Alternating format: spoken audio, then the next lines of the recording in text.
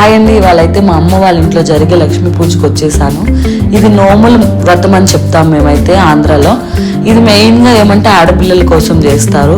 పెళ్లి చేసి పంపించేసినప్పుడు ఆడబిడ్డ ఉంటే ఆడబిడ్డ లక్ష్మీదేవిగా ఫీల్ అవుతారు కాబట్టి ఆ ఆడబిడ్డను వేరే ఇంటికి పంపించేశారు కాబట్టి ఈ రోజు అనేది ఆడబిడ్డని ఇంటికి మళ్ళీ పిలిచి లక్ష్మీదేవిగా భావించి వాళ్ళకి పసుపు కుంకుమ శారీ ఇంకా స్వీట్స్ అంతా సారే అంతా పెట్టి మంచిగా భోజనం పెట్టి వాళ్ళు హ్యాపీగా చూసుకొని మనల్ని మళ్ళీ అత్తగారింటికి అయితే పంపిస్తారు.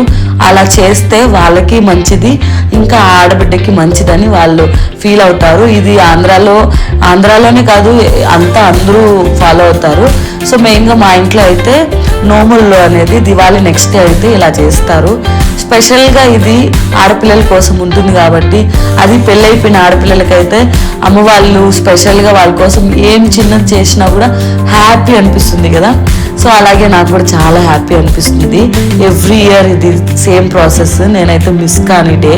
ఇంకా మంచి మంచి ఐటమ్స్ ఫుడ్ అయితే చేసింది, నేనైతే ఫుల్గా లాగిచ్చేసాను.